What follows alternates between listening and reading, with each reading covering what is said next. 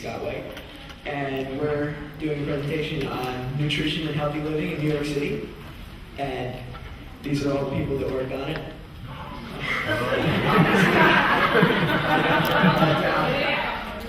If you would like to see them, they can just raise their hands, you'll know who they are. Our mentors is Dr. Roy and of course Dr. Satt himself. Just a basic introduction. We've been finding out through our research that more and more people are becoming obese and overweight, which are one of our factors of exploring this. Rates of obesity in both children and adults have been increasing since the 80s, although during a recent study they found that obesity has been, nutrition in itself has been more related to not just what you eat, but also the factors around you. So your educational level, some of the things that you're exposed to as a child, your ethnicity, and there's a lot of different factors. Also the society as well. As a result of these, Dr. Satt had created this nutrition program in order for us to explore and for us to make us ourselves as teens and as kids and growing adults ever more aware of the type of things that we put in our bodies.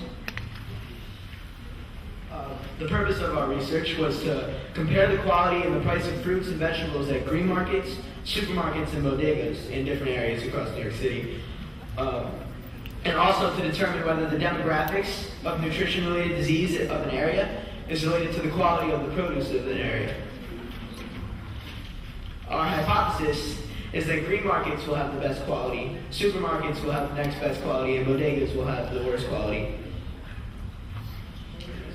I'm from Group 1, so these are the locations we went to. We basically covered pretty much Manhattan.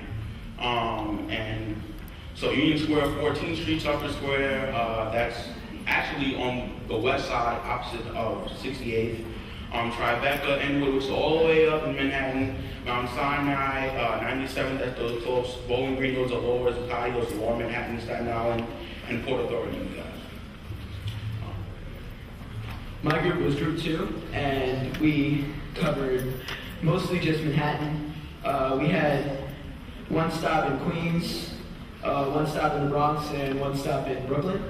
But besides that, we covered Manhattan.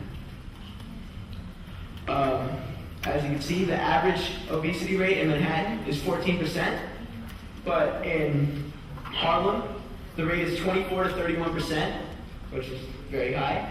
And in Washington Heights, too, the rate is above average. And this shows the demographics of the area. In Washington Heights, you can see this. The orange one here represents the amount of black residents in Washington Heights, and this is Union Square over here. So you can see there's a high rate of black residents in Washington Heights than there are in Union Square. And this is Hispanic residents. As you can see, there's a higher rate of Hispanic residents in Washington Heights to Union Square as well. Also, the family sizes are much bigger, and it was part of our research to determine whether or not race or ethnicity has to play into obesity rate too.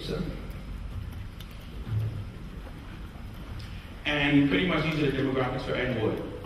So the legend pretty much indicates many of the black and Hispanic ethnicities, but also it doesn't depict ethnicity, but also many of the types of things that are available. So parks and recreation, exercise, for instance, markets where you can shop, and other things that you find in those type of neighborhoods.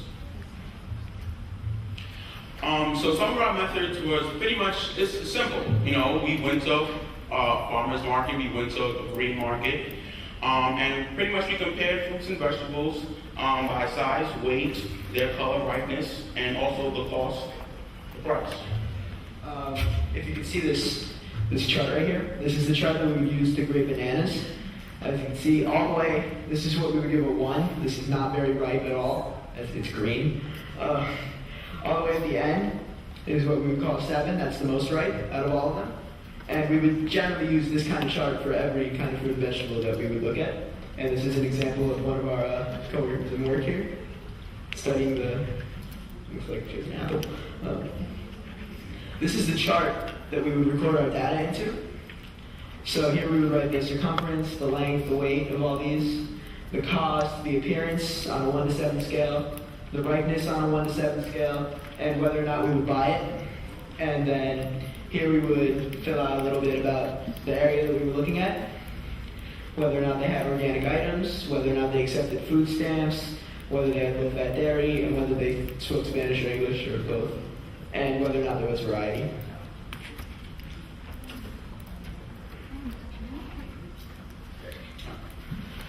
Here are some of the results, and for Washington Heights, as you can see, you can see how the grocery was sort of low, as we sort of hypothesized.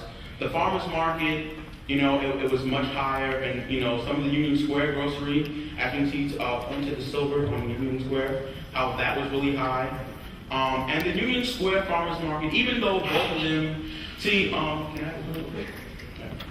One of the things I want to point out is that despite the fact that the grocery stores did have higher quality, so to speak, in the farmers market, than the farmers market in both locations, the thing that you have to point out is that while Union Square may have been accurate in having the better appearance and the ripeness, the thing that you forget in Washington Heights, the supermarkets are not organic. So it plays a big difference when you have, even though it may look a certain way, pesticides and different things are used in your supermarkets all the time. So it's a big difference when you have organic. It may not look as good, it may not look the most perfect, but it's still 100% organic.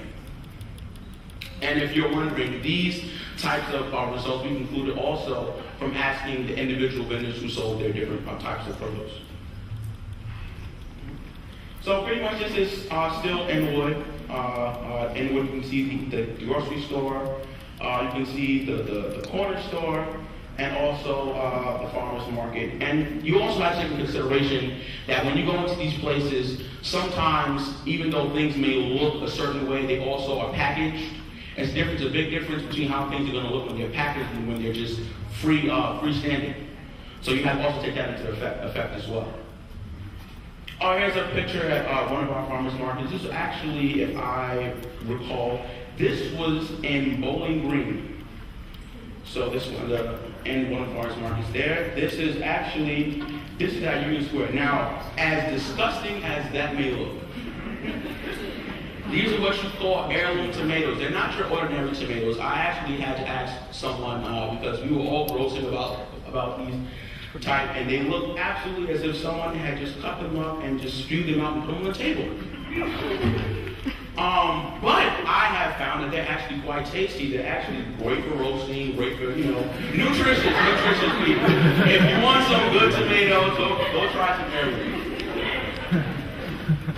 Okay, here's the supermarket. Now, this is one of the things I'm talking about. Now, you see how everything looks so fine and dandy. Meanwhile, they probably use many other pesticides, many other type of things, to ward off bugs and different things. And you can see how some of these right here, they're packaged. This is actually in the Tribeca supermarket. So, that's one of the things that we found. And here's another one in the same Tribeca supermarket. So, you find a lot of these things are oranges, packaged, you know what I'm saying? So we found many other types of different fruits and vegetables that we found every single day, they were packaged. Our conclusion is that we believe that our hypothesis was correct. In terms of every place that we visited, which was 20 combined for our groups, we basically came to the idea that green markets had the best quality, supermarkets were the second best, and bodegas had the worst quality. You have to keep in mind that the green markets have the fresh produce because they get it from farms nearby, and all their fruits and vegetables are organic. The supermarkets are bigger, and they do have a larger variety of fruits and vegetables, and they have more refrigerators to keep their produce fresh, which is probably why they're better than the bodegas, which keeps their fruits and vegetables out longer than the supermarket would, and also stores them on ice outside the store. It's not that good for quality. in terms of further research, we're going to investigate other products in green markets, supermarkets, and bodegas inside and outside of NYC. And we want to visit the actual farms and inspect their produce to see what kind of pesticides they're using and to see what exactly goes into these fruits and vegetables here. Yeah. One of the things I also wanted to mention is that for New York State, in terms of obesity in general, in 2009, CDC reported that 24.2% of New Yorkers were considered obese. So if we would consider the population of New York in a whole, which is roughly around 8 million people, so about 24.2% of that, were obese. The top candidates in terms of ethnicities, African Americans lead the way. Second behind are Hispanics and then Caucasian peoples. What they have found is that, as I said earlier, teens of our age, the obesity rates have actually shrunk somewhat, which they are also attributing to what you see on TV, and this is how society operates.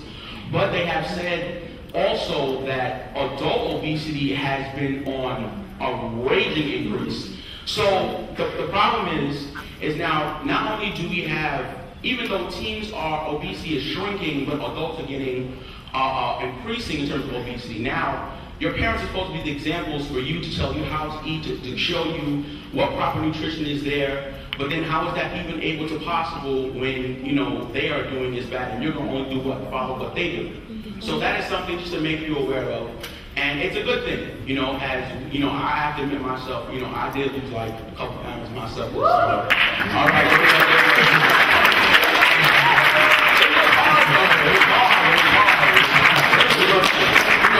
Testimonial. That's, one of the things about the nutrition program for you guys to understand why we do this is to make your own self aware of what you're eating, what you're putting in your body. Everything that you put in your body is not always healthy. I'm sorry. The sandwich from the corner bodega and a bag of Cheetos is not always that great. Now, take an apple every once in a while. It works. It works. Here are references.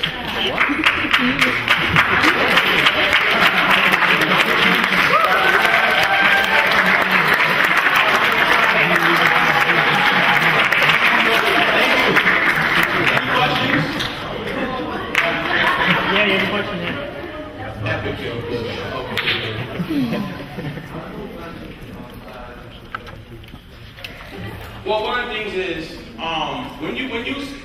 first of all, everyone knows that bugs are just natural. Bugs are going to be there regardless. When you have different types of foods, especially when you're growing foods in the garden, anybody out there who has actually grown different foods, see, there we go, they can take an experience. When you have flies and different things, fruit flies, they're attracted to the nectars and the sweetness of the fruit. So what happens is you don't want different bees and other types of insects trying to, get into your, you want to have the fruit as fresh as possible. And so what happens is, pesticides is great to keep the bugs away, but pesticides are not necessarily healthy for your system. So that's the danger of pesticides. Anyone? Okay. You. Okay. Purpose? Okay. Yeah.